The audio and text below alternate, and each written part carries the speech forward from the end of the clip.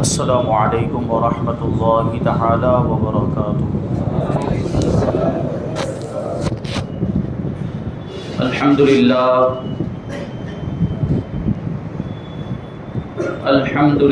الذی خلق نبیہ فسواہ وعدلہ وجعلہ برہانا ونورا وبالحق ارسلہ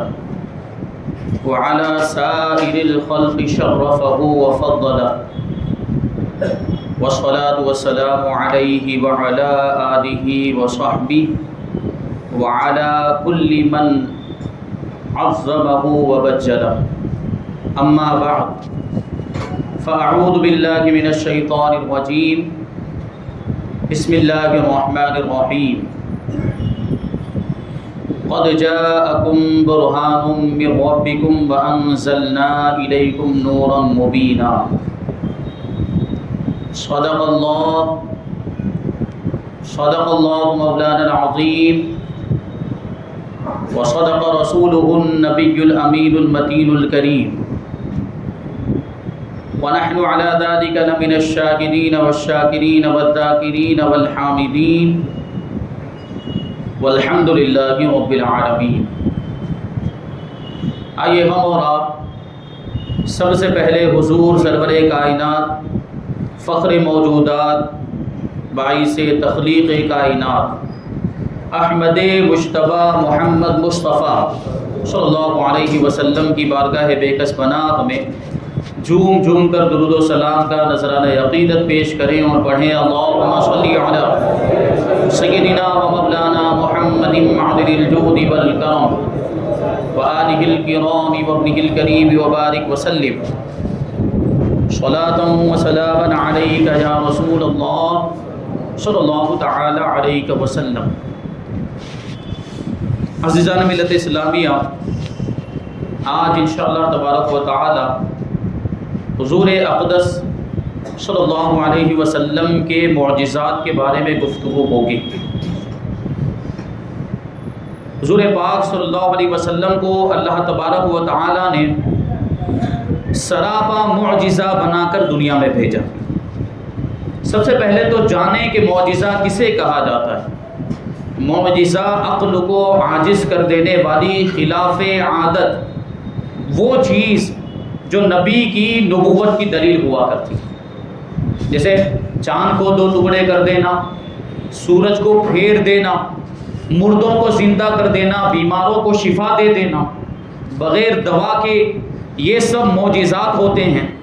حضرت موسیٰ علیہ السلام کے معجزات کے بارے میں آپ نے سنا، حضرت عیسیٰ علیہ السلام کے معجزات کے بارے میں آپ نے سنا، حضرت صالح علیہ السلام اور دیگر انبیاء کرام کو اللہ تبارک و تعالیٰ نے جو معجزات عطا فرمائے ان کے بارے میں آپ جانتے ہیں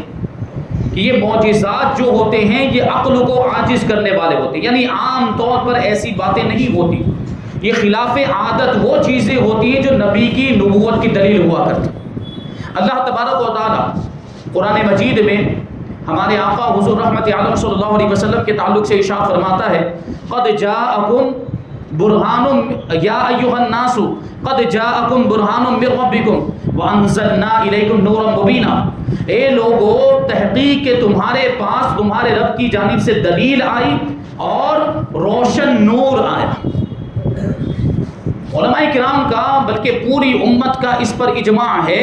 پوری امت کے علماء کا اس پر اجماع ہے کہ یہاں برہان سے مراد ہمارے آقا حضور رحمت عالم صلی اللہ علیہ وسلم کی ذات ہے، اور روشن نور سے مراد قرآن مجید ہے۔ تمہارے پاس برہان آئی، تمہارے پاس دلیل آئی، روشن نور آیا، یعنی تمہارے پاس میرا نبی تشریف لایا، نبی آخر الزمان تشریف لائے اور تم کو روشن کتاب یعنی قرآن مجید عطا کیا۔ تو اب حضور پاک صلی اللہ علیہ وسلم کو اس آیت کریمہ کے اندر دلیل فرمایا گیا کہ تمہارے پاس دلیل آئی، اس کا مطلب حضور پاک صلی اللہ علیہ وسلم کی ذات یہ سراپا دلیل ہے۔ تو دلیل کس کی ہوتی؟ دلیل کسی دعوے کی ہوا کرتی۔ دلیل سے پہلے کوئی دعویٰ ہونا چاہیے جس کو ثابت کرنے کے لیے دلیل پیش کی جاتی ہے۔ تو یہاں دعویٰ کون سا ہے؟ تو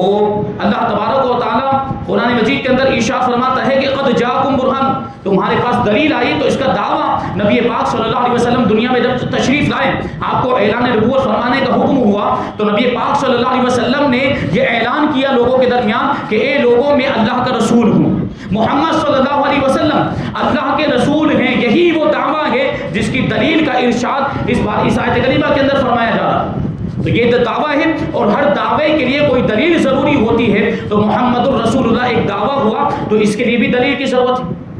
محمد الرسول اللہ یہ ایک دعویٰ ہوا، تو اس کی بھی کوئی دلیل ہونی چاہیے۔ تو اللہ تبارک و تعالیٰ ارشاد فرماتے ہیں کہ اس کی دلیل میرے محبوب کی ذات ہے، یعنی حضور پاک صلی اللہ علیہ وسلم کی رسالت اور آپ کی نبوت کی دلیل کوئی اور چیز نہیں، بلکہ حضور پاک صلی اللہ علیہ وسلم خود سراپا اپنی نبوت اور رسالت کی دلیل ہے، یعنی محمد الرسول اللہ خود ہی محمد الرسول اللہ کی دلیل ہے۔ محمد صلی اللہ علیہ وسلم اللہ کے رسول ہیں، تو اس کے لیے کسی اور دلیل کی ضرورت نہیں، بلکہ خود حضور پاک صلی اللہ علیہ وسلم کی ذات ہی حضور پاک صلی اللہ علیہ وسلم کی رسالت کی دلیل ہے۔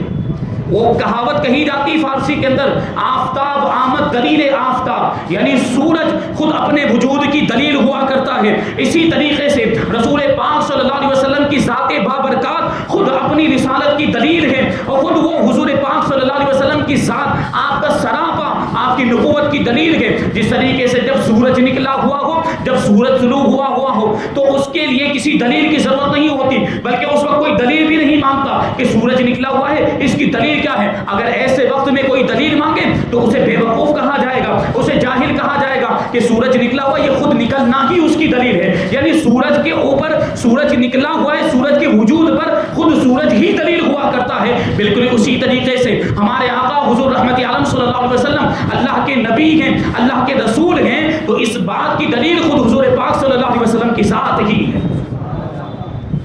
یہی تو وجہ ہے کہ حضور پاک صلی اللہ علیہ وسلم کو جن لوگوں نے بھی حق بھی نگاہوں سے دیکھا تو وہ اقرار کرنے پر مجبور ہو گئے کہ یہ رسول اللہ ہیں۔ حضرت عبداللہ ابن سلام رضی اللہ تعالیٰ عنہ نے جب پہلی مرتبہ حضور پاک صلی اللہ علیہ وسلم کے چہرے مبارک کا دیدار کیا تو وہ بے ساختہ کہہ اٹھے، ان کے قلب و دل سے یہ آواز آئی کہ واللہ لقد عرفت انہ، یہ جو چہرہ ہے، وہ کہتے ہیں کہ میں نے پہچان لیا۔ جیسے ہی میں نے حضور پاک صلی اللہ علیہ وسلم کو پہچان لیا تو میں سمجھ گیا، میں جان گیا، مجھے یقین ہو گیا کہ یہ چہرہ کسی جھوٹے کا چہرہ ہو ہی نہیں سکتا۔ تو جو حق بھی نگاہوں سے دیکھتے، کیونکہ حضرت عبداللہ ابن سلام آسمانی کتابوں کا علم رکھتے تھے، تو انہوں نے نشانیاں پڑھی تھی حضور پاک صلی اللہ علیہ وسلم کی، تو ان نشانیوں کو دیکھ کر فوراً سمجھ گئے کہ یہ رسول کائنات ہیں، یہ نبی آخر الزماں ہیں، اور یہی وہ نبی ہیں جن کے اوپر اللہ تبارک و تعالیٰ نے نبوت کے سلسلے کو ختم فرما دیا۔ لیکن انسانوں میں کچھ لوگ وہ ہوتے ہیں جن کے دلوں پر کفر و عناد کی مہر لگا دی جاتی ہے، وہ اپنی نگاہوں پر بغض و عناد کی عینک لگا کر دیکھتے ہیں۔ اگر وہ لاکھ مرتبہ بھی نبی پاک صلی اللہ علیہ وسلم کے چہرے کو دیکھیں تو ان کو حضور پاک صلی اللہ علیہ وسلم کی صداقت کا، آپ کی حقانیت کا یقین نہیں ہوگا، کیونکہ حضور پاک صلی اللہ علیہ وسلم کو کی صداقت اور آپ کی حقانیت کا یقین حاصل ہونے کے لیے نگاہیں بھی ایسی ہونی چاہیے، ایمان والی نگاہوں سے دیکھیں، حق بھی نگاہوں سے دیکھیں، تو پھر اعتراف کرنا پڑتا ہے کہ یہی اللہ کے رسول ہیں۔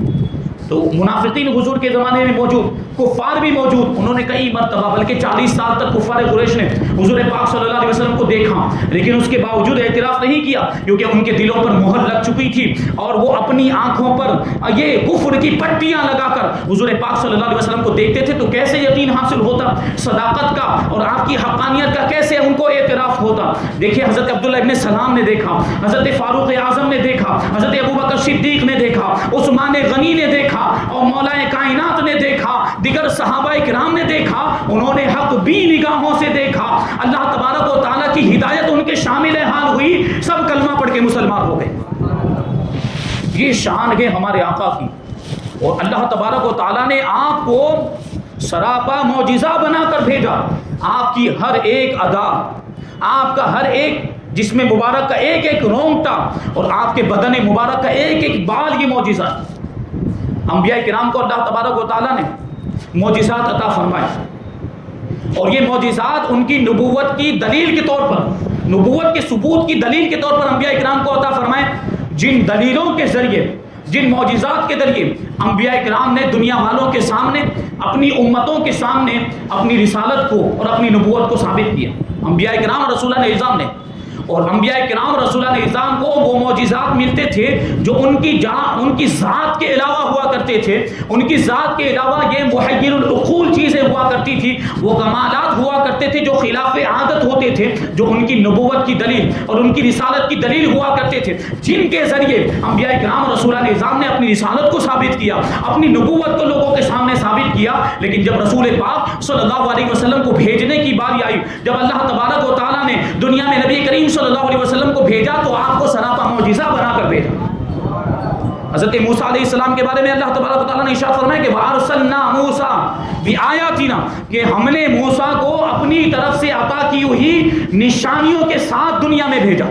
یعنی معجزات عطا فرما کر ان کو بھیجا۔ جیسے حضرت موسیٰ علیہ السلام کو عصا عطا ہوا، لاٹھی جو اسدحے میں تبدیل ہو جاتی تھی، بڑا اجگر بن جایا کرتی تھی۔ حضرت موسیٰ علیہ السلام کو ید بیضا عطا ہوا، یعنی آپ بغل میں ہاتھ ڈالتے اور جب ہاتھ نکالتے تو روشن ہو جایا کرتا تھا۔ حضرت موسیٰ علیہ السلام کو ایک معجزہ ملا کہ آپ کے لیے دریا پھٹ گیا، دریا میں راستہ بن گیا۔ اور حضرت موسیٰ علیہ السلام کو یہ بھی معجزہ ملا کہ آپ پتھر پر لاٹھی مارتے تھے تو اس سے چشمے جاری ہو جایا کرتے تھے۔ تو یہ معجزات دیکھیں، یہ حضرت موسیٰ علیہ السلام کی ذات میں داخل نہیں، یہ حضرت موسیٰ علیہ السلام کی ذات سے باہر ہے، یہ آپ کی ذات کے علاوہ تھے یہ معجزات جو حضرت موسیٰ علیہ السلام کو عطا ہوئے۔ اسی طریقے سے دیگر انبیاء کرام کو دیکھیں، حضرت عیسیٰ علیہ السلام کو اللہ تبارک و تعالیٰ نے یہ کمالات عطا فرمائے، ارشاد فرماتے ہیں کہ انی اخلق لکم کہیئۃ الطیر فانفخ فیہ فیکون طیرا باذن اللہ، کہ میں مٹی سے پرندے کی شکل بناتا ہوں، پھر اس میں پھونک مارتا ہوں تو وہ زندہ پرندہ بن جاتا ہے۔ حضرت عیسیٰ علیہ السلام فرماتے ہیں وَأُبْرِئُ الْأَكْمَحَ وَالْأَبْرَصَ بِإِذْنِ اللَّهِ، اور میں مادرزاد اندھوں کو اور مادرزاد کوڑ کے مریضوں کو شفا دے دیا کرتا ہوں، اور میں اللہ کے حکم سے مردوں کو زندہ کر دیا کرتا ہوں۔ یہ معجزات حضرت عیسیٰ علیہ السلام کو عطا کیے گئے۔ اور دیگر انبیاء کرام کے بارے میں اللہ تبارک و تعالیٰ نے ارشاد فرمایا کہ وَجَاءُوا بِالْبَيِّنَاتِ وَالزُّبُرِ وَالْكِتَابِ الْمُنِيرِ، یہ انبیاء کرام رسولان اعظام دنیا میں جب آئے تو معجزات لے کر آئے، صحیفے لے کر آئے اور روشن کتاب لے کر آئے، یعنی معجزات ان کو الگ سے عطا کیے گئے۔ لیکن جب ہمارے آقا حضور رحمت عالم صلی اللہ علیہ وسلم کو دنیا میں بھیجنے کی باری آئی تو اللہ تبارک و تعالیٰ نے حضور کو سر سے لے کر پاؤں تک سراپا معجزہ بنا کر دنیا میں بھیجا۔ تو دیکھیں حضور پاک صلی اللہ علیہ وسلم کی ذات، آپ کی شخصیت، ایک ایک بال، ایک ایک رونگ کا معجزہ ہے۔ یہ بات میں نے پہلے بھی بیان کی تھی کہ حضور پاک صلی اللہ علیہ وسلم کے منہ مبارک جن کی ہم زیارت کیا کرتے ہیں، وہ منہ مبارک کا معجزہ آج بھی ظاہر ہوتا ہے۔ ہم دیکھتے ہیں بہت سے مقامات پر حضور پاک صلی اللہ علیہ وسلم کے منہ مبارک رکھے ہوئے ہوتے ہیں تو ان میں سے شاخیں نکلا کرتی ہیں۔ یہ حضور پاک صلی اللہ علیہ وسلم کے بال کا معجزہ، تو جس کا ایک ایک بال زندہ ہو وہ نبی کیوں نہ زندہ ہو؟ یہ حضور کے بال کا معجزہ، یہ شان حضور پاک صلی اللہ علیہ وسلم کی کہ جسم کے اعضاء کو لے لیں، آپ ایک ایک چیز کو لے لیں، ایک ایک عضو کو لے لیں، ہر عضو کو اللہ تبارک و تعالیٰ نے معجزہ عطا فرمایا، معجزانہ شان عطا فرمائی۔ حضور پاک صلی اللہ علیہ وسلم کی نگاہوں کو دیکھ لیں، حضور پاک صلی اللہ علیہ وسلم کی آنکھیں کہ دور کا بھی دیکھ لیتی ہیں اور قریب کا بھی دیکھ لیتے ہیں، دور و نزدیک ساری چیزوں کو حضور پاک صلی اللہ علیہ وسلم ملاحظہ فرماتے ہیں۔ بلکہ حضور پاک صلی اللہ علیہ وسلم نے ارشاد فرمایا انی ارا ما لا ترون، میں وہ دیکھتا ہوں جو تم نہیں دیکھتے۔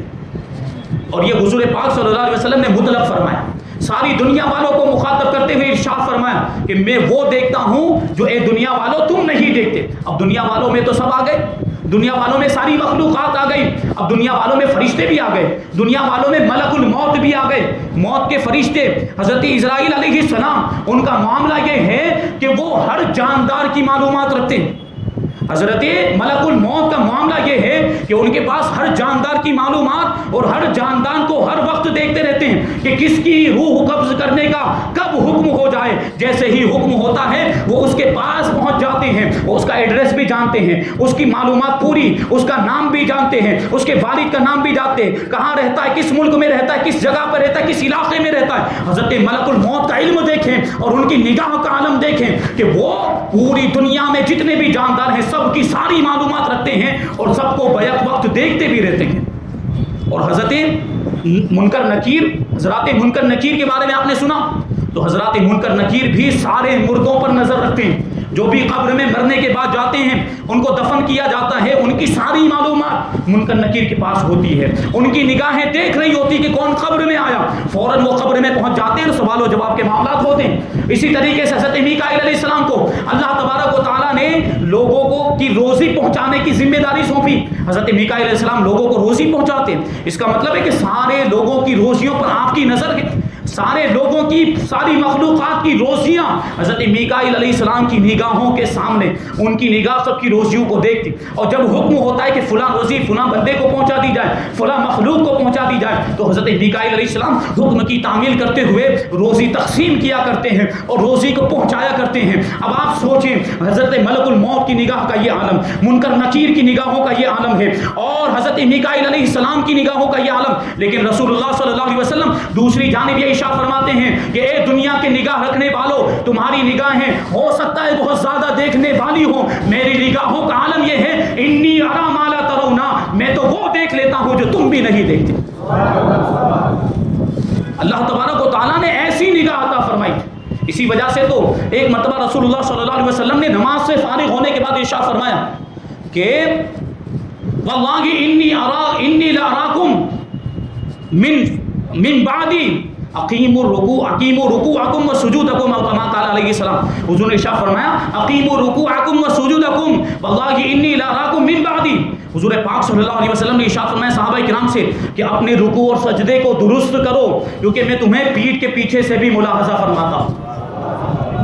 میں تمہیں پیٹھ کے پیچھے سے, امام آگے ہوتا ہے, اس کا چہرہ قبلے کی طرف ہوتا ہے, مقتدی پیچھے ہوتے ہیں, اور امام کی جو پیٹھ ہوتی ہے مقتدیوں کی طرف ہوتی ہے, امام کی نگاہیں مقتدیوں کی طرف نہیں ہوتی. لیکن رسول کائنات صلی اللہ علیہ وسلم کی نگاہوں کا معجزہ دیکھیں کہ جس طرح آگے ملاحظہ فرماتے ہیں پیٹھ کے پیچھے بھی ملاحظہ فرمایا کرتے.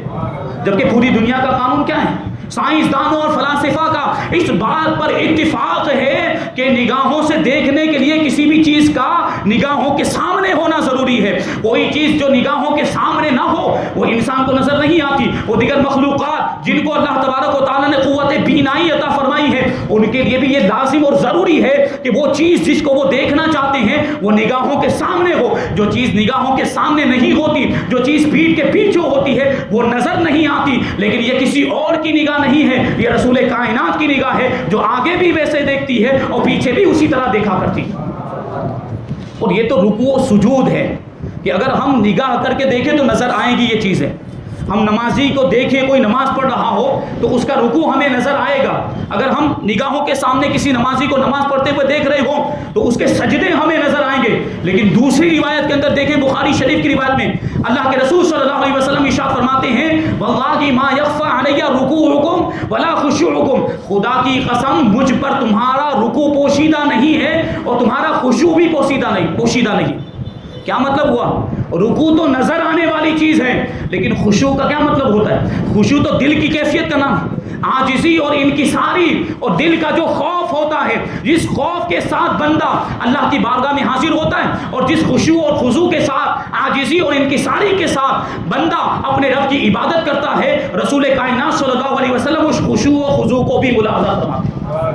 نظر آنے والی چیزوں کو تو دیکھتے ہی ہیں, جو چیزیں معنویات میں سے ہیں, جن کو نگاہوں سے دیکھا بھی نہیں جا سکتا, رسول اللہ صلی اللہ علیہ وسلم ایسی چیزوں کو بھی ملاحظہ فرما دیا کرتے ہیں. یہ شان ہے. بلکہ اس سے بڑھ کر اور دیکھیں, ام المؤمنین حضرت عائشہ صدیقہ رضی اللہ تعالی عنہ فرماتی یرا فی الظلماء کما یرا فی الضوء, کہ رسول اللہ صلی اللہ علیہ وسلم اندھیرے میں اسی طرح دیکھ لیا کرتے تھے جس طرح روشنی میں دیکھا کرتے تھے. حضور کی نگاہوں کا معجزہ دیکھیں, اللہ تبارک و تعالیٰ نے کیسی معجزانہ شان. یہ ابھی صرف نگاہ کی بات ہو رہی ہے, ابھی دیگر اعضاء کی بات تو ہو ہی نہیں رہی. کان مبارک کے معجزات, حضور کے دستے مبارک کے معجزات, انگلیوں کے معجزات, اور کتنے دیگر معجزات بیان کیے جا سکتے ہیں. ابھی تو صرف آنکھوں کی بات ہو رہی. حضرت عائشہ صدیقہ رضی اللہ تعالیٰ عنہ فرماتی ہیں کہ حضور پاک صلی اللہ علیہ وسلم اندھیرے میں اسی طرح دیکھ لیا کرتے تھے جس طرح اجالے میں دیکھا کرتے تھے. اب یہ بھی تو میڈیکل سائنس یا دو کے دنیا کے سائنسدانوں اور فلاسفہ کا یہ اصول اور قانون ہے کہ کسی بھی چیز کے نظر آنے کے لیے روشنی ہونا ضروری ہے. اندھیرے میں کوئی چیز نظر نہیں آتی. اندھیرے میں کوئی چیز نظر نہیں آتی، دیکھنے کے لیے کسی بھی چیز کو روشنی ہونا ضروری، اجالا ہونا ضروری ہے۔ لیکن یہ رسول پاک صلی اللہ علیہ وسلم کا معجزہ کہ حضور پاک صلی اللہ علیہ وسلم اندھیرے میں بھی اسی طریقے سے دیکھ لیا کرتے تھے جس طرح روشنی میں دیکھا کرتے تھے۔ آپ کے لیے اندھیرا رکاوٹ نہیں بنتا تھا، آپ کے لیے ساری جہتیں، سارے ڈائریکشن ایک کر دیے گئے تھے، گویا کہ سارے ڈائریکشن آپ کے لیے، ساری سمتیں آپ کے لیے سمتیں مقابل بن گئی تھی، اور شب و روز اور اجالا اور اندھیرا آپ کے لیے ایک جیسا بنا دیا گیا تھا۔ اعلیٰ حضرت امام عشق و محبت اسی کو تو یوں کہتے ہیں، شش جہت سمت مقابل، شب و روز ایک ہی حال، شش جہت سمت مقابل، شب و روز ایک ہی حال، دھوم و نجم میں ہے آپ کی بینائی کی۔ یا رسول اللہ، یہ ساری جو 6 جہتیں ہیں، یہ سارے جو 6 ڈائریکشن ہیں، ان کو آپ کے لیے سمت مقابل بنا دیا گیا۔ یعنی جس طریقے سے ہمارے لیے سامنے والا ڈائریکشن ہوتا ہے، حضور پاک صلی اللہ علیہ وسلم کے لیے 6 ڈائریکشن جو ہے وہ حضور پاک کے لیے ایک ہی ڈائریکشن بنا دیا۔ جس طرح ہم سمت مقابل میں دیکھتے ہیں، رسول اللہ وہ 6 جہتوں میں دیکھا کرتے ہیں، 6 ڈائریکشن میں دیکھا کرتے ہیں، اور شب و روز حضور پاک صلی اللہ علیہ وسلم کا ایک ہی حال ہوتا ہے۔ ہم دن میں دیکھ سکتے ہیں لیکن رات کی تاریکی میں نہیں دیکھ سکتے، لیکن رسول اللہ کا معاملہ یہ ہے کہ رات بھی آپ کے لیے اسی طرح بنا دی گئی جیسے کہ دن ہوا کرتا ہے۔ یعنی حضور پاک رات کے اندھیرے میں بھی ویسے ہی ملاحظہ فرمایا کرتے ہیں جیسے دن کے اجالے میں ملاحظہ فرماتے ہیں۔ یہ شان، اب یہ تو قریب کی چیزوں کو دیکھنے کی بات ہے، رسول اللہ کی نگاہوں کا عالم ہے کہ سینکڑوں میل کے فاصلے پر چیزوں کو ملاحظہ فرما لیا کرتے ہیں۔ واقعہ بڑا مشہور آپ نے سنا ہوگا، اللہ کے رسول صلی اللہ علیہ وسلم نے جنگ موتا کے موقع پر حضرت زید بن حارثہ رضی اللہ تعالیٰ عنہ کو لشکر اسلام کا جھنڈا دے کر روانہ فرمایا، اور جاتے جاتے رخصت کرتے ہوئے رسول اللہ صلی اللہ علیہ وسلم نے یہ بھی ارشاد فرمایا کہ اگر زید بن حارثہ شہید ہو جائیں تو جعفر اسلام کا جھنڈا لے لیں گے، لشکر اسلام کا جھنڈا اپنے ہاتھ میں لے لیں، اور اگر جعفر بھی شہید ہو جائیں تو عبداللہ ابن رواحہ لشکر اسلام کا جھنڈا اپنے ہاتھ میں لے لیں، اور اگر عبداللہ ابن رواحہ بھی شہید ہو جائیں تو لشکر کے لوگ جس کو منتخب کرنا چاہیں اس کو اپنا سپہ سالار منتخب کر سکتے ہیں۔ اتنا کہنے کے بعد رسول اللہ صلی اللہ علیہ وسلم نے لشکر کو روانہ فرما دیا۔ یہ بات ذہن میں رہنی چاہیے کہ یہ موتا جو مقام ہے مدینہ منورہ سے تقریباً 900 کلومیٹر کے فاصلے پر ہے۔ کتنے؟ 900 کلومیٹر کے فاصلے پر اب نبی پاک صلی اللہ علیہ وسلم مدینہ منورہ کے اندر موجود ہے، اور وہاں رہتے ہوئے جنگ موتا کے اندر میدان جنگ میں کیا ہو رہا ہے وہ سارا منظر صحابہ کرام کے سامنے بیان کر رہے ہیں۔ مدینہ منورہ میں بیٹھے ہوئے مسجد نبوی کے اندر 900 کلومیٹر کے فاصلے پر رسول اللہ صلی اللہ علیہ وسلم جنگ کے سارے مناظر کو ملاحظہ فرما رہے ہیں، اور صرف ملاحظہ نہیں فرما رہے بلکہ صحابہ کرام کو ساری روایات بھی سنا رہے ہیں۔ حضور پاک صلی اللہ علیہ وسلم نے ارشاد فرمایا کہ زید ابن حارثہ شہید ہو گئے تو جعفر نے لشکر اسلام کا جھنڈا اپنے ہاتھ میں لے لیا۔ پھر تھوڑی دیر کے بعد حضور نے ارشاد فرمایا کہ جعفر بھی شہید ہو گئے، اب عبداللہ ابن رواحہ نے لشکر اسلام کا جھنڈا اپنے ہاتھ میں لے لیا۔ پھر تھوڑی دیر کے بعد اللہ کے رسول نے ارشاد فرمایا کہ عبداللہ ابن رواحہ بھی شہید ہو گئے، اور اب جھنڈا اللہ کی تلواروں میں سے ایک تلوار خالد ابن ولید نے اپنے ہاتھ میں لیا، اور اللہ تبارک و تعالیٰ نے مسلمانوں کو فتح عطا فرما دی۔ اور یہ ارشاد فرماتے جا رہے تھے اور آپ کی آنکھوں سے آنسو موتیوں کی طرح بہتے جا رہے تھے، کیونکہ صحابہ کرام کی شہادت، آپ کے جانثاروں کی شہادت یہ صدمے کا سبب تھا اور یہ رنج و تکلیف پہنچنے کا باعث تھا۔ اس لیے حضور پاک صلی اللہ علیہ وسلم کے آنسو بھی جاری اور پورے منظر نامے کو بیان کر رہے ہیں، جنگ کے سارے مناظر کو بیان کر رہے ہیں کہ ابھی یہ شہید ہو گئے، انہوں نے جھنڈا لے لیا، اور یہ شہید ہو گئے، اب انہوں نے جھنڈا لے لیا، یہاں تک کہ حضرت خالد ابن ولید نے جھنڈا لیا، جن کو اللہ کے رسول صلی اللہ علیہ وسلم نے اللہ کی تلواروں میں سے ایک تلوار فرمایا، اور اللہ تبارک و تعالیٰ نے ان کے ہاتھ مبارک پر اس لشکر اسلام کو فتح عطا فرمایا۔ سوچیں آپ کتنی دور کا فاصلہ ہے، 900 کلومیٹر تقریباً، اور رسول اللہ صلی اللہ علیہ وسلم مدینہ منورہ میں تشریف فرما رہے ہیں، اور وہاں سے سارا منظر یہ ملاحظہ فرما رہے ہیں۔ حضور پاک صلی اللہ علیہ وسلم اتنے دور کا دیکھتے، بلکہ صرف یہ تو دیکھیں وہ منظر کو دیکھنا، جبکہ رسول اللہ صلی اللہ علیہ وسلم کو تو قیامت تک ہونے والی ساری چیزیں اور سارے واقعات اللہ تبارک و تعالیٰ نے دکھا دیے۔ حضور پاک صلی اللہ علیہ وسلم ارشاد فرماتے ہیں کہ میرے لیے دنیا کو بلند کیا گیا، فانا انظر الیہا والی ما هو قائم فیہا الی یوم القیامت کانما انظر الی کفی ہذہ، کہ رسول اللہ صلی اللہ علیہ وسلم ارشاد فرماتے ہیں کہ میرے لیے زمین کو بلند کر دیا گیا، میرے لیے دنیا کو بلند کر دیا گیا، تو میں دنیا کو اور جو کچھ اس میں قیامت تک ہونے والا ہے ساری چیزوں کو بالکل اسی طریقے سے دیکھتا ہوں جیسے میں اپنی اس ہتھیلی کو دیکھتا ہوں۔ یہ حضور کی نگاہ کا عالم کہ حضور جیسے ہم ہتھیلی کو دیکھتے ہیں تو یہ ہتھیلی پوری نظر آ رہی ہے ہمیں، اور ہتھیلی کو ہم گھما کر بھی دیکھ سکتے ہیں، ہتھیلی کا یہ حصہ بھی دیکھ سکتے ہیں، ہتھیلی کا یہ حصہ بھی دیکھ سکتے ہیں، چاروں طرف سے دیکھ سکتے ہیں۔ بالکل اسی طریقے سے رسول اللہ صلی اللہ علیہ وسلم پوری کائنات کو ملاحظہ فرما رہے ہیں، اور صرف اس زمانے کے واقعات نہیں بلکہ قیامت تک جو کچھ بھی ہونے والا ہے زمین کے اندر رسول اللہ صلی اللہ علیہ وسلم ساری چیزوں کو ملاحظہ فرماتے ہیں۔ پھر یہی نہیں بلکہ حضور پاک صلی اللہ علیہ وسلم کی نگاہوں کا عالم اور بڑھ کر دیکھیں تو حضور پاک صلی اللہ علیہ وسلم مسجد نبوی کی محراب میں کھڑے ہو کر جنت اور دوزخ کے نظارے دیکھا کرتے ہیں۔ مسجد نبوی کی محراب میں کھڑے ہو کر جنت کو بھی دیکھ لیا کرتے ہیں اور دوزخ کو بھی دیکھ لیا کرتے ہیں، بلکہ صرف اتنا ہی نہیں عرش کو بھی دیکھ لیتے ہیں، پوری زمین کو بھی دیکھ لیا کرتے ہیں، سارے جہان کو ملاحظہ فرماتے ہیں، ساری مخلوقات کو ملاحظہ فرماتے ہیں، ساری خدائی کو دیکھتے ہیں، اور سب سے بڑھ کر بات یہ ہے کہ اللہ کے رسول صلی اللہ علیہ وسلم نے تو رب تبارک و تعالیٰ کا بھی دیدار کیا۔ اب اس سے بڑھ کر تو کوئی بات ہو ہی نہیں سکتی۔ جب اللہ تبارک و تعالیٰ کو دیکھ لیا تو پھر پوری کائنات کی کوئی پوشیدہ چیز آپ کے لیے چھپی ہوئی کیسے ہو سکتی ہے؟ اسی کو تو ہمارے امام یوں کہتے ہیں، اور کوئی غیب کیا تم سے نہاں ہو بھلا، اور کوئی غیب کیا تم سے نہاں ہو بھلا، جب نہ خدا ہی چھپا تم پہ کروڑوں درود۔ خدا ابھی اس وقت خدا سب سے بڑا غیب ہے،